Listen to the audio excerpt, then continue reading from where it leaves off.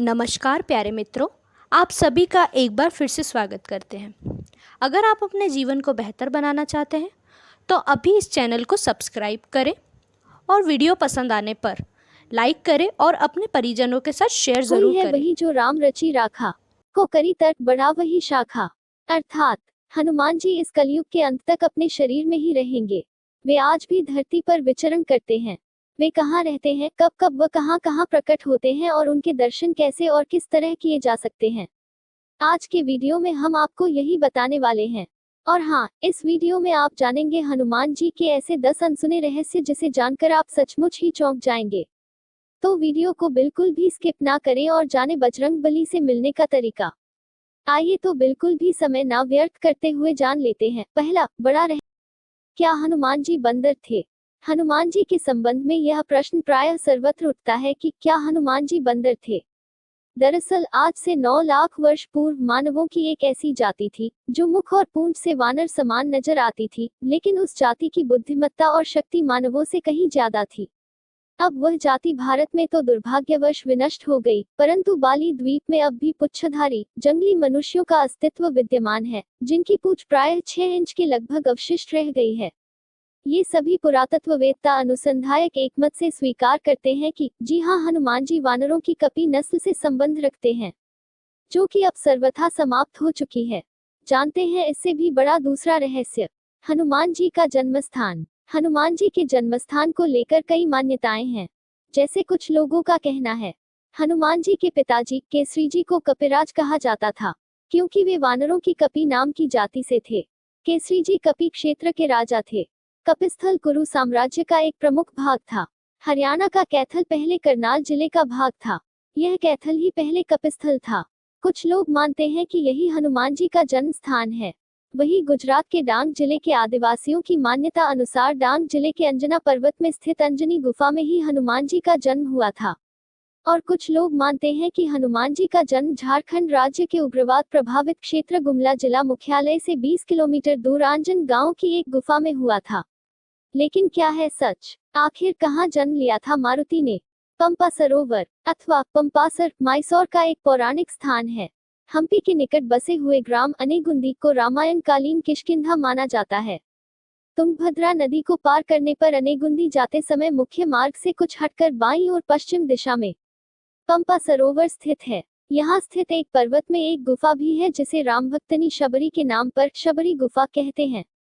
इसी के निकट शबरी के गुरु मतंग ऋषि के नाम पर प्रसिद्ध मतंग वन था।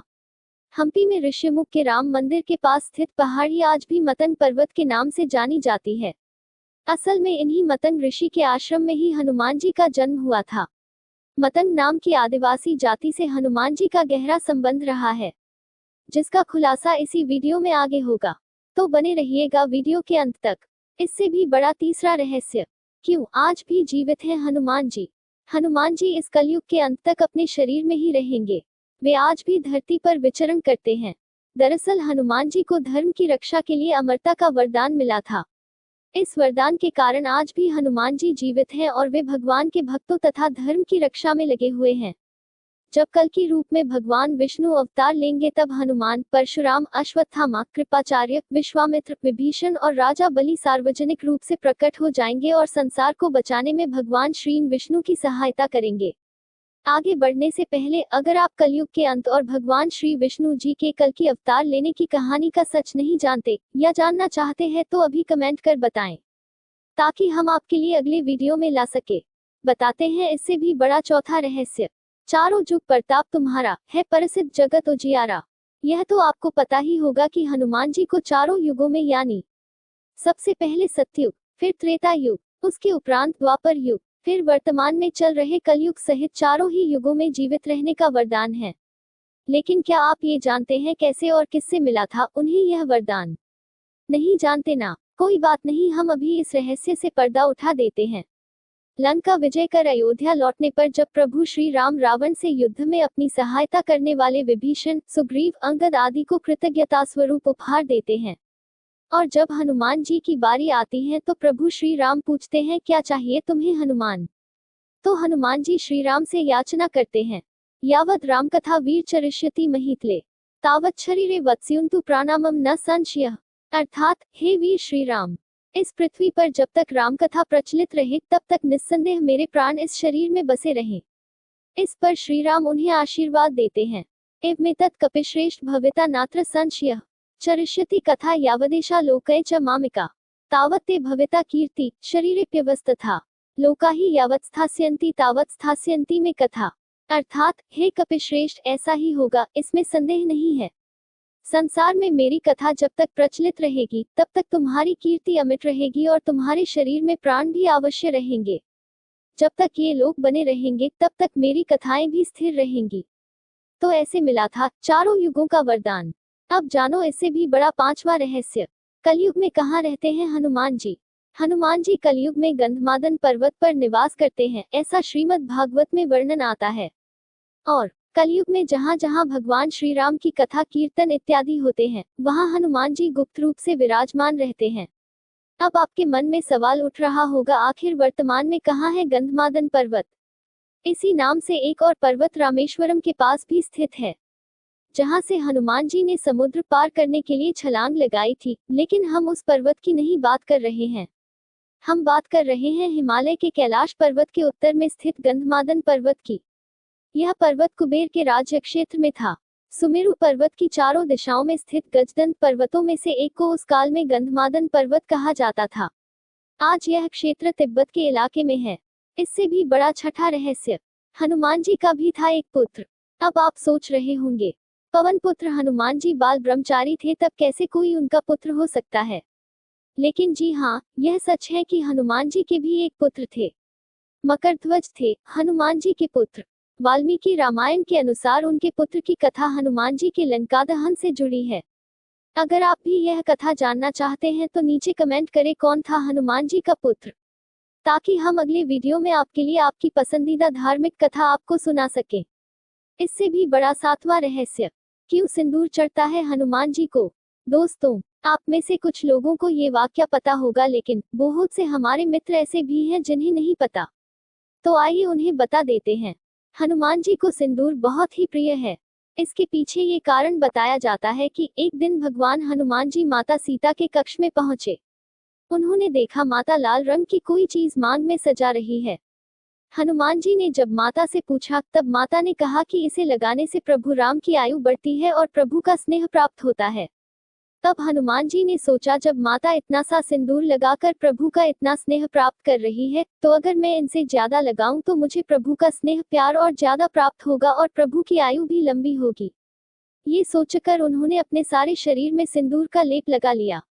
इसलिए कहा जाता है कि भगवान हनुमान जी को सिंदूर लगाना बहुत पसंद है। क्या है इससे भी बड़ा आठवां रहस्य? कौन सी है पहली हनुमान स्तुति और किसने उसकी रचना की? हनुमान जी की प्रार्थना में तुलसीदास जी ने हनुमान चालीसा, बजरंग बाण, हनुमान बहुक आदि अनेक स्तोत्र लिखे। लेकिन क्या आप जानते हैं हनुमान जी की पहली स्तुति किसने की थी? नहीं जानते ना? तो आइए हम बताते हैं। असल में इंद्रादि देवताओं के बाद धरती पर सर्वप्रथम विभीषण ने ही हनुमान जी की शरण लेकर उनकी स्तुति की थी। विभीषण को भी हनुमान जी की तरह चिरंजीवी होने का वरदान मिला है। वे भी आज सशरीर जीवित हैं। विभीषण ने हनुमान जी की स्तुति में एक बहुत ही अद्भुत और अचूक स्तोत्र की रचना की है। विभीषण द्वारा रचित इस स्तोत्र को हनुमान वरदान स्तोत्र कहते हैं। इससे भी बड़ा ये नौवां रहस्य, क्या है हनुमान जी की पत्नी का नाम? क्या आपने कभी सुना है कि हनुमान जी का विवाह भी हुआ था? आज तक यह बात लोगों से छिपी रही, क्योंकि लोग हिंदू शास्त्र नहीं पढ़ते और जो पंडित या आचार्य शास्त्र पढ़ते हैं वे ऐसी बातों का जिक्र नहीं करते हैं। लेकिन आज हम आपको बता रहे हैं हनुमान जी का एक ऐसा सच जिसको जानकर आप रह जाएंगे हैरान। हनुमान जी की पत्नी का नाम सुवर्चला था। वैसे तो हनुमान जी बाल ब्रह्मचारी हैं और आज भी वे ब्रह्मचर्य के व्रत में ही हैं। विवाह करने का मतलब यह नहीं कि वे ब्रह्मचारी नहीं रहे। कहा जाता है कि पराशर संहिता में हनुमान जी का किसी खास परिस्थिति में विवाह होने का जिक्र है। कुछ विशेष परिस्थितियों के कारण ही बजरंगबली को सुवर्चला के साथ विवाह बंधन में बंधना पड़ा। अगर आप भी जानना चाहते हैं क्या थी वो विशेष परिस्थितियां जिनके चलते करनी पड़ी हनुमान जी को शादी, और कहाँ है हनुमान जी का अपनी पत्नी के साथ मंदिर, तो कमेंट कर जरूर बताएं ताकि हम आप तक इस कहानी का एक पूर्ण वीडियो पहुंचा सके। तो आइए जाने हनुमान जी का सबसे बड़ा रहस्य, 10वां रहस्य, किस इंसान से मिलने और बात करने आते हैं आज भी श्री बजरंगबली। एक वेबसाइट का दावा है कि प्रत्येक 41 साल बाद हनुमान जी श्रीलंका के जंगलों में प्राचीन काल से रह रहे आदिवासियों से मिलने के लिए आते हैं।